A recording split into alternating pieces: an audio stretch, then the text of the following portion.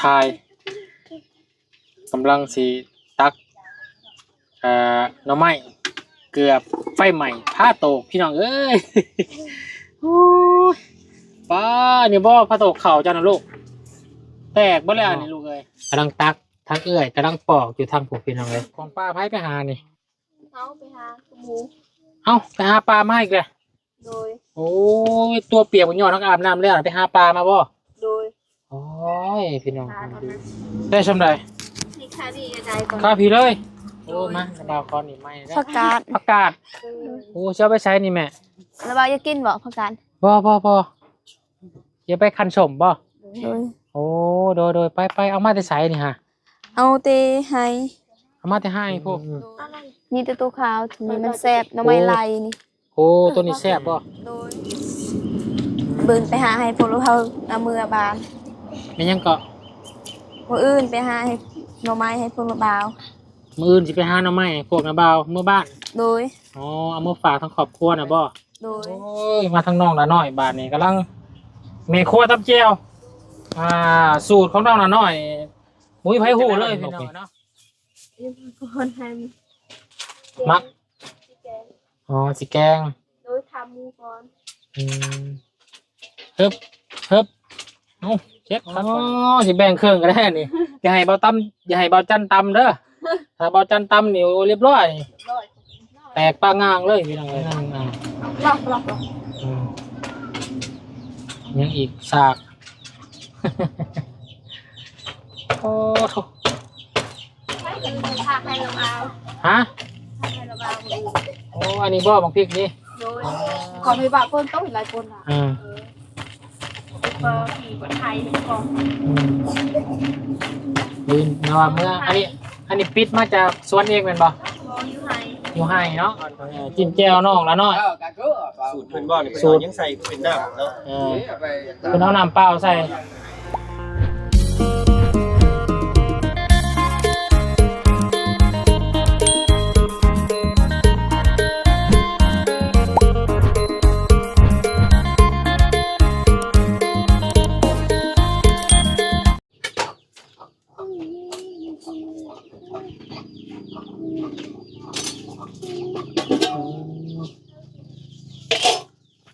น้องทาย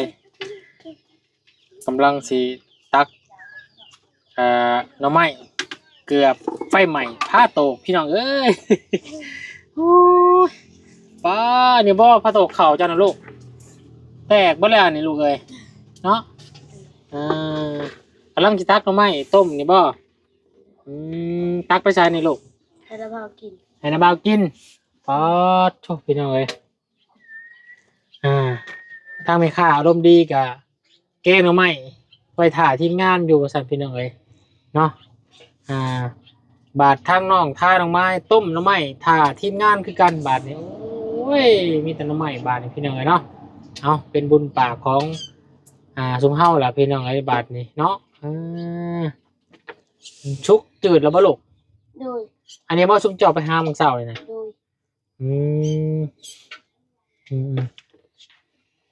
โอ้พี่น้องเลยเนาะทั้งน้องกำลังตักทั้งเอื้อยกำลังปอกอยู่ทางพวกพี่น้องเลยเนาะสบายดีปลาลุงก่อนลูกละเลยสบายดีแหมฮาเสน่ห์พี่น้องเลยเนาะน้องทายห้องเพลงขึ้นสมวนเนาะน้องทายเจ้าห้องเพลงเป็นอยู่บ่บอกเคยห้องเพลงบ่ฮะน้องละบอกเคยโอ้เบิ่งเสียงแล้วบ่เนี่ยเสียงแหบทีใดพี่น้องเนาะต้องเสียงออกเพลงม่วนซะดอกกระคองยังอันนี้บ่ดอกไม้ของป้าไผไปหานี่เอาไปหาหมูไปหาปลามาอีกแล้วโดยโอ้ยตัวเปียกบนยอดทั้งอาบน้ำแล้วไปหาปลามาบ่โดยโอ้ยพี่น้องจะมันดูดิเนาะได้ลายฮะไม่ได้ลายบ่ลายบ่นี่โอ้หลายเติบเด้นี่นะนี่พี่น้องโอ้ปลายังนี่ปลาเขียดก็มีปลาเข็งปลาขาวน้อยไปสอนเอาบ่เลยว่าใส่มองนี่ไปสอนเอาโดยอ๋อพี่น้องเอ้ยใส่มองมันบ่มีเด้ใส่มองบ่ถือมองน้อยเนาะโดย พี่ ส น้อ อง นคนนี้หัวแดงซัมนี่ด้วยแต่ตาตอนนั้น ได้ชำใด นี่ค่านี่อะไรก่อน ข้าพี่เลยโอ้มาสบายคอนี่ไม่เด้อ โดย เด้ออ๋อเอาสบายดีป่าลุงคอลูกละ สบายดีป้าลุง ผูกแม่เฮลังเห็นยังนี่ ผักกาด ผักกาดโอ้เชื่อไปใช้นี่แม่ แล้วบ่าวจะกินบ่ผักกาด บ่อย่าไปคันชมบ่ โดย โอ้โดยไปเอามาแต่ใช้นี่ฮะ เอาเตให้ เอามาแต่ให้พวก โดย โอ้ มาเผ็ดก็เอาเตให้ แบ่งกันส่วนแบ่งกันพี่น้องไอ้น้องแม่ล่างพักคันชมส่วนลูกกะต้มน้ำไม้จืดแล้ว โดย ทิชชูทีมงานกินพี่น้องเลย ให้พวกเราเอากินม้วนซื้อๆมัน กินมวนซื่อ โดย ๆโอ้มันกินมวนนี่อิ่มพร้อมได้เนาะ โดย โอ้ยปลาก็ไปหาสอนไปสอนอยู่ไซไกลบ่เนี่ย บริไกร อืม นี่มันนี่ไปฟองมูน อ๋อเพราะว่าช่วงนี้ย่ำฝนเนาะน้ำ โดย มีร้ายเนี่ยพี่น้องเลย นั่น อืม อะไร นี่แต่ตัวขาวถึงมันแซ่บหน่อไม้ไหลนี่ โอ้ตัวนี้แซ่บบ่ โดยมันน้องมันแซ่บเด้หน่อไม้ไหล ตัวมาอะไรแต่แซ่บพี่น้องเลย นั่นมันเท่เลยสิ จ้องไอ้น้องใส่เสื้อคู่ใส่เสื้อบ่าวจันนี่คู่นี่คักบาดเลยเนาะ โดยใส่เสื้อบาจัน พี่น้องเลยปอกตัวนี้เป็นน้ำไม้ไร่เนี่ยกำลังเกิดเนาะ โดย กำลังเป็นนอนน้อยๆพี่น้องเลย มันแซ่บ กำลังแซ่บกำลังหวาน โดยมันหวานนี่ตัวขาว อืม เบิ่นไปหาให้พวกเราเอามือบาน ไม่ยังเกาะ มื้ออื่นไปหาให้หน่อไม้ให้พวกเราบาว มืออื่นสิไปหาหน่อไม้พวกน้าบ่าวเมื่อบ้าน โดย อ๋อเอามือฝากทั้งครอบครัวนะบ่ โดย โอ้ยผมตกใจหลายเนาะ เป็นยังเก็บไว้ เจ้าบ่เมื่อยบ่ บ่ดอกให้ว่าวกิน อืมยังมาทุกเจ้าเมื่อยบ่เมื่อยไปบ่ไปกะยา บ่เป็นหยัง นี่ยังไงเห็นเป็นคนดูความมันเนี่ยก็โอ้ยเนาะคือว่าทางคุณยายใจบุญเพิ่นเห็นกะจะมีมุกใจหลายพี่น้องเนาะคือว่าวนเห็นนี่แหละเนาะเล็กน้อยขยันเฮาก็อยากเห็นแล้วก็อยากซอยอยากเรือหลายพี่น้องเนาะออกจบเจือเนาะมึงเนี่ยนะพี่น้องเลยเป็นสะอาดสะอ้างเลย น้ำมันลอยล่ะ อืม ตรังก็ไปก๋วยเตี๋ยวเจ้ อืม ให้ละน้อยตำแจ่ว ให้ตำแจ่ว ให้ละน้อย ให้เอื้อละน้อย โดยเฮาตำบ่แซ่บ ตำเอาแซ่บให้เอื้อละน้อยตำบ่ โดย อืม ยามันบ่แซ่บ อืม ยามันเผ็ด แม่แล้วน้องน้อยตำมากินแต่ละเทื่อแซ่บอยู่ได้พี่น้องเลย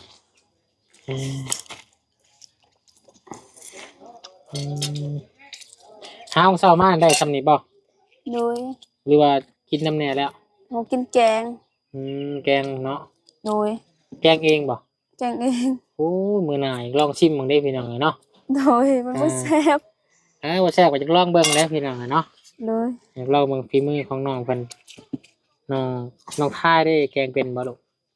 เขาก็เป็นคือกันแกง แต่ยังแซ่บ บ่มียังใส่หลาย อืม เผ็ดก็บ่มีใส่ แกงใส่หม้อก็แซ่บเก่าอยู่พี่น้องเลยเนาะ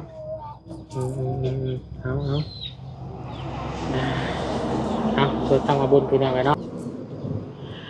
ขอกราบทักทายเด้อพี่น้องเด้อกับทักทายสบายดีพ่อแม่พี่น้องสบายดีหมู่เพื่อนกันเบิดสุขคนพี่น้องเลยเนาะพบเจอกันช่วงแรงๆระหว่างรอถ่าทางสร้างเนาะมุงหลังคาของน้องสอนตอนนี้เพิ่นกำลังยังกับพี่น้องเลยกำลังตีแผ่นลมเนาะกับเห็ดโครงห่างสร้างเพิ่นเฮ็ดเสริมอีกพี่น้องเนาะเพราะว่าทีเฮือนน้องสอนเฮ็ดที่แล้วน่ะมันห่างเนาะมันห่างเวลามุงสังกะสีเข้าไปน่ะมันสิเอ็นเนาะมันสิรับน้ำหนักบ่ได้เพราะว่าแผ่นอะลูซิ่งนี่มันสิหนักกว่าสังกะสีเนาะสร้างมันก็เลยเสริมใหม่เข้าไปอีกเนาะก็เลยให้ซ่าเข้าไปอีกพี่น้องเลยเนาะเพราะว่าเฮ็ดนี่ความแน่นหนาแล้วว่าถ้าว่าเฮาสิมุงเลยนี่ก็ได้ แต่ว่ามันสิเอ็นมันสิบ่งามสร้างคนว่าเนาะก็เลยศึกษาในนั้นนึงพี่น้องเลยเนาะก็ใครแน่ฝนบ่ตกพี่น้องเลยเนาะตกอยู่ทั้ง10โปนผู้แถวดงสวรรค์นี่บ่ตกพี่น้องเลยโอ้ยเนาะสิว่าทางสาวเพิ่นก็เฮ็ดงานรุ่ร่วงไปด้วยดีทั้งน้องซ้อนก็ปลอดภัยไปนำแน่พี่น้องเลยเนาะ ขบวนการรุ่นยันฝนอยู่พี่น้องเลยมีแต่รอถ่าเนาะจบจากน้องท่านไปเยี่ยมไปยามพี่น้องทั้งเรือนน้องซ้อนฟังสร้างเพิ่นเนาะสิแลรู้ว่าจังใดเนาะ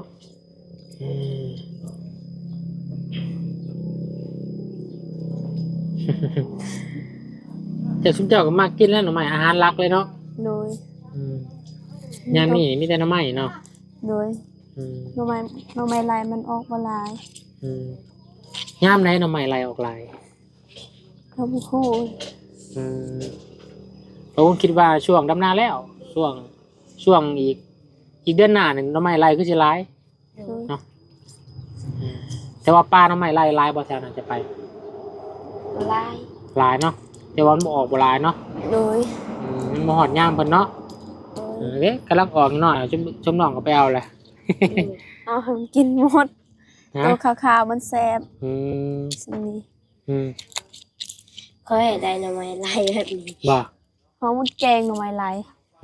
มันมาแกงเบิดเนาะ โดย แกงมันแซ่บหน่อไม้ไหลเนาะ โดยแกงต้มขาวแกงหมดขาวแกงหมดนี่ตัวขาวให้ผู้ละเบานี่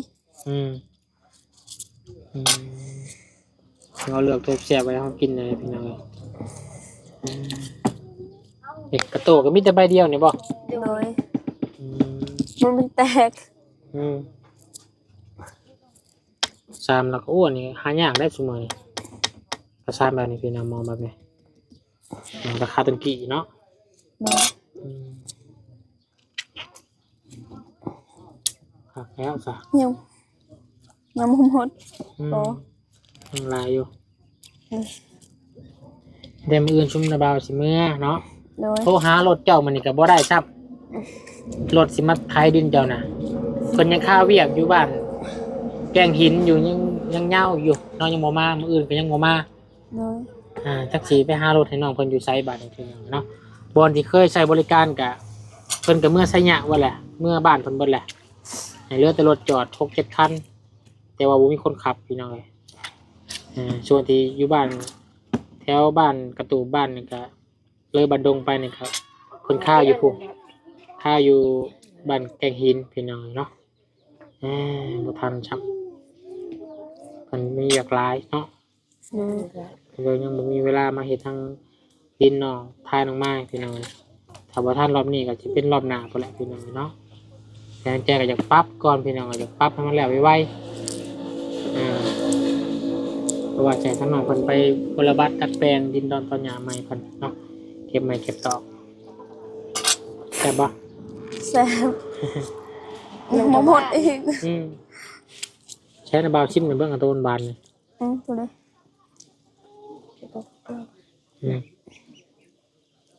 โตขาวบ่โตนอนน้อยนั่นอันนี้บ่น้ำไม้ไล่บ่นี่บ่ไล่บ่น้ำไม้น้อยซื่อบ่น้ำไม้ไผ่ซื่อบ่ เลย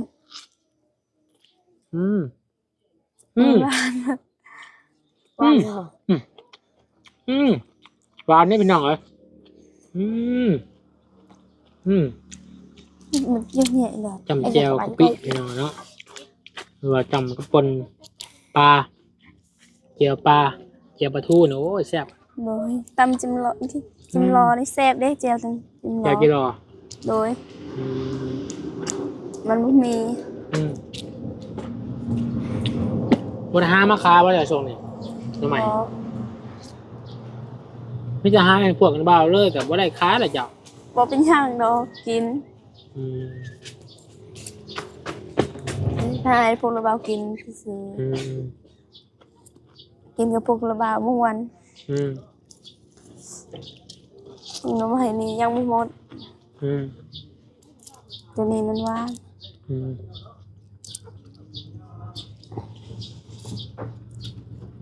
น้องท้ายมหาใดดอกไม้ลาย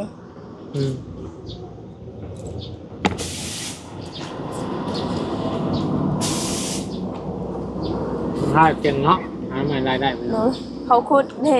อืม มันยากไป อืม ที่น้ำ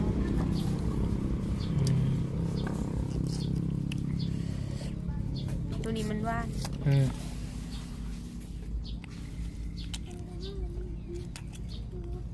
อืม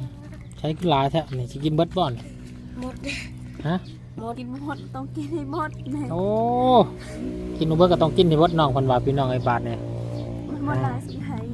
อืมอืม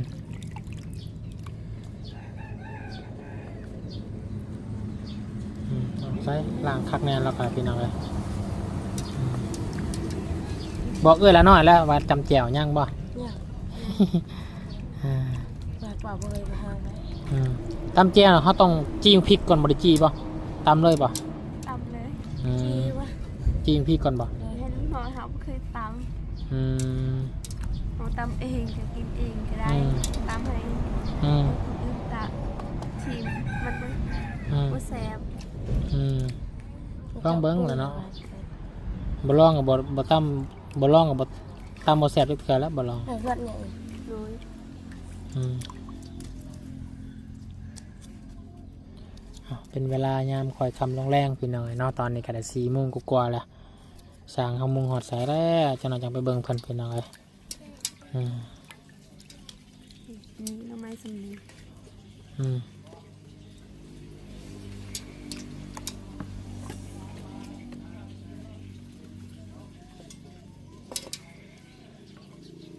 เรียบร้อย รสว่าซิมตัวนี้ไม่แซ่บ ใช้ตัวใดเอาเบิ่งมีบ่ โดยทำไม โอ้ ลาย คำเดียวเลยพี่น้อยเนาะ โดย อืม มัน หอมหน่อยเนาะ โดย ทั้งหอมทั้งหวานพี่น้อยอืม อืมห้องปลาลุงเนี่ยบอกปลาลุงมากินหน่อยต้มน้ำเนี่ย กินหน่อไม้น้ำกันเด้อปลาลุง อืมถ้าปลาลุงมาเยี่ยมมายามเนี่ยน้องท้ายน้องไม้สิไปให้มาต้มมากินบ่ โดยไปหาให้ อืม ให้ปลาลุงกินวัวซื้อๆน้ำกัน อืมอืม หมดเอ้ย เบิดบานนี่อึ๊บเอาไปใช้บานนี่ ให้ละหน่อยตำแซว อ๋อเอาคลิกไปเนาะ โดย ไปซะลูกลาเอาของไว้นี่ล่ะไปเอาฮะเดินไปพี่น้องน้ำไม้ต้มมาเลยเด้อน้ำไม้ต้มน้ำไม้ต้มอึบอึบโตพี่น้องเลย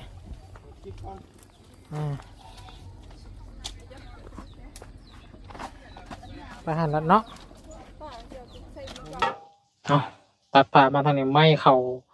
น้ำเขาไม้พี่น้องเลยเนาะข้าจะกินน้ำไม้ต้มน้ำแล้วน้ำไม้ต้มย่อยใช่ไหมบูเมื่อพี่น้องเลยโอ้ยมาทางน้องละน้อยบาทนี่กำลังเมฆัวตับเจียวสูตรของน้องละน้อยมุ้ยไผ่หูเลยพี่น้องเนาะสูตรเป็นสูตรตำหมกพริกตำเจียวเนาะหันหน้าของกองไฟบานห้อนวูบานนี่พี่น้องเลยมาเบิ่งสูตรน้ำกันพี่น้องสูตรแจ่วน้องละน้อยสิเป็นแบบใดเนาะเอาพริกจักหน่วย เอาหลายถ้วย หลายหน่วยบ่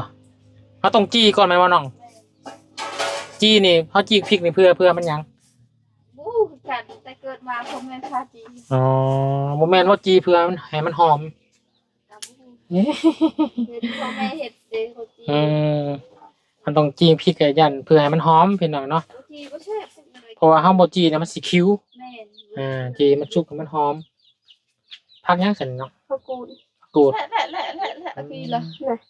การแห่ใช่ ไม่เนาะไม่มาเสียงพริกพี่น้องเลย เชื่อเรื่องที ไม่ที่แก ชมลองน้อยพี่น้องเลยอันหน้าข้าวคั่วเป็นยังไงใส่น้องละน้อยสีเพื่อนเจ้าเนาะมันลอกเนาะ ดู ให้จังได้สบายเลย ยากับปะนะนะได้เงินเนาะ ใช่ได้พี่น้องเนาะมันกัดเป็นตะบอลถึงน้ำครั้งเดียวแล้ววะเขาจะหลอกผมไปทั้งหน้างามอยู่พี่น้องเลย ยาบ้านเราทำได้ ล่างซ้ำล่างเนี่ยเนาะ แม่นยังคันกำลังสิมักป้าบ่ลูกอย่ามันเน่าเนาะ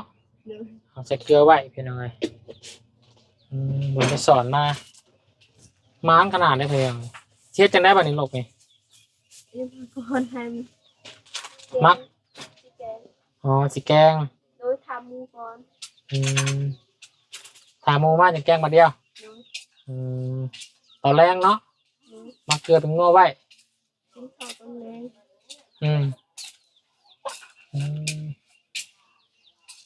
โอ้โห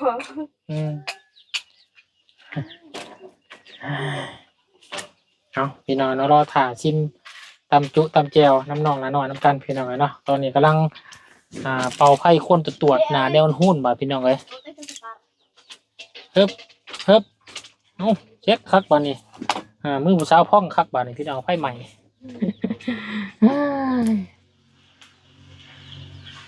เอาพี่น้องเลยเนาะจากยำใดจะได้ยินข่าวดีพี่น้องเนาะทางน้องละน้อยเพิ่นก็ได้เนาะรุ่นน้ำกันพี่น้องไอ้น้องละน้อยน้องน้ำน้องเฮงน้องจันเพ็ญ ให้เขาเอาก่อน ไผสิได้คู่ครองก่อนเนาะ เอาตำราก็ได้ จักปีละอายุน้องละน้อยตอนนี้20 ปีเนาะบ่หลายดอกก็เริ่มต้น20นึงพี่น้องเอ้ยเนาะหลายมันต้อง30ชั่วบนพี่33 34พี่หลาย ไอ้บุญ34วัยรุ่น แม่นบ่โอ้ยเงินเดือน ปี เงินเดือน YouTube ยังบ่ได้ออกซ้ำบัดเนาะสิมีเงินให้น้องซ้ำบัดค่าย่องเนาะโอ้ยเอาใหม่ละบัดนี่เบิ่งเด้อใหม่มือเด้อเอ้าขายคักบ่มีแนวคีบบ่แต่เห็นว่า ปึ๊บบางทีมันใหม่มันชุกอะไรพี่น้องแล้วมันจะบ่คิว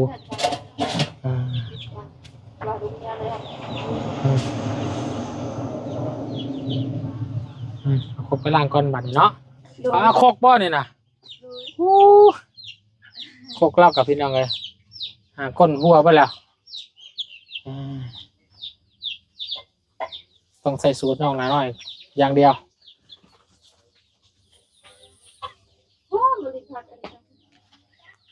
เพราะเริ่มพักยังนะ ชาลาไม่ยังอื่น พักแป้นแม่นบ่พักก็ วันน้องสกิล โมเมนพักกระเทียมบ่เนาะโมเมนบ่มันมีหัวนะแม่นบ่พักกระเทียมหัวกระเทียมเอาตั้มอยู่นอกเลยน้องมันบ่ฮ้อนบ่ทำใน นี่เราแกง นี่บ่โอ้จะเสียบไปได้เนาะ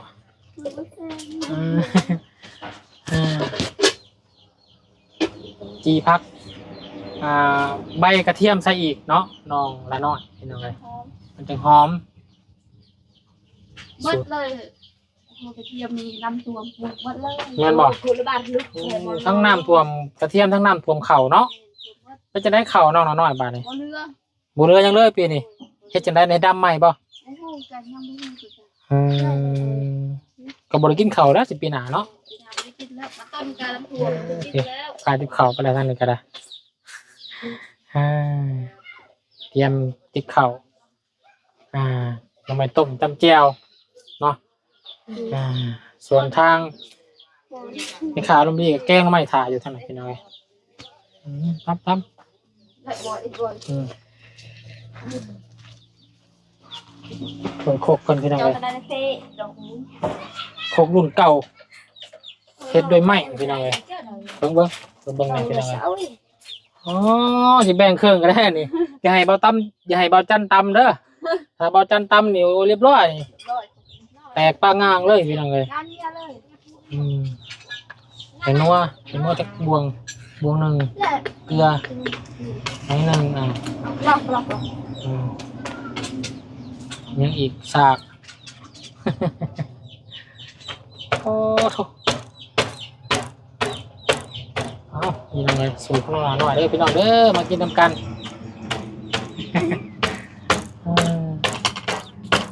ใส่รวมก็ ตำแจ่วเนี่ยต้องซิมบ่น้องหน่อย ชิมละ ว่ะ จางเผ็ด ใส่ปลาแดกกี่บ่ ไม่ถึงทางให้เราเอา ฮะ ทางให้เราเอา โอ้อันนี้บ่บางพริกนี่ โดยก่อนไปบะคนต้องหลายคนอ่ะก็ขี่คนไทยก่อน ดินนะว่าเมื่ออันนี้ปิดมาจากสวนเองแม่นบ่ อยู่ไทย อยู่ให้เนาะเขาพริก บุมีแต่อยู่ชวนหมดแล้วหมดลำท่วม อืม เพชรกับบุมีกิน อืม เขากับบุมี ป่านนี่พี่ ท่ว น้ ม อง หมดปีนึง ผมยังมีกินเลยป่านนี่พี่น้องน้องละน้อยเนาะเขาถึงวิกฤตน้ำท่วมเนาะ น้ำหมดปูเนี่ยจะดูติดตาม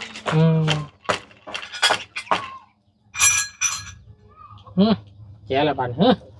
เพชร เผ็ดเป็นนัวหน่อยเนาะใส่เป็นนัวร้ายใส่ร้ายแซ่บร้ายใส่หน่อยแซ่บหน่อยเด้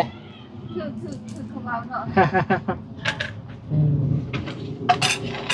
ไปงาน บวงคนกันรุ่นเก่าเลยพี่น้องบวงคนกัน ไปงานกัดไปสิอ่ะ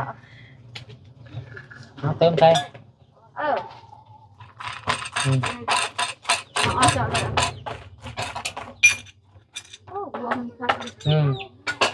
เดี๋ยวเราขัดพริกเลยนะเว้ย อินทราตรา เดี๋ยวกินในต้มน้ำมันต้มน้ำน่องก่อนเป็นยังไงแล้วจังไปเวียกไปงานเนาะพอบ่เสียน้ำใจของน้องกันเนาะเอาน้ำมันมากินพี่น้องต้มอุตส่าห์ต้มไว้แต่เช้าเนาะ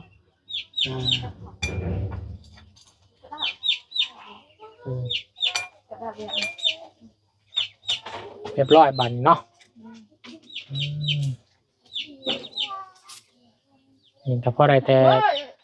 แค่ตังเนาะคุ้มพี่น้องไว้เนาะหมอนคนหัวคนตกใส่เงินไงพี่น้องคนตูบแล้ว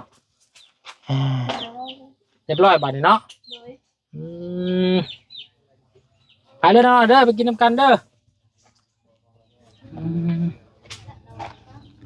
ไปกินอะไรใส่เบิ้งหน้าตาเจียวน้องน้อยเบิ้งฮะโอ้คักพี่น้องเลยเนาะแซ่บสูตรใหม่พี่น้องเลยไปซะเนาะฮึบเจียวมาโอ้มาทางนี้น้องไม้บ้านแล้วบาทนี่พี่น้องเลย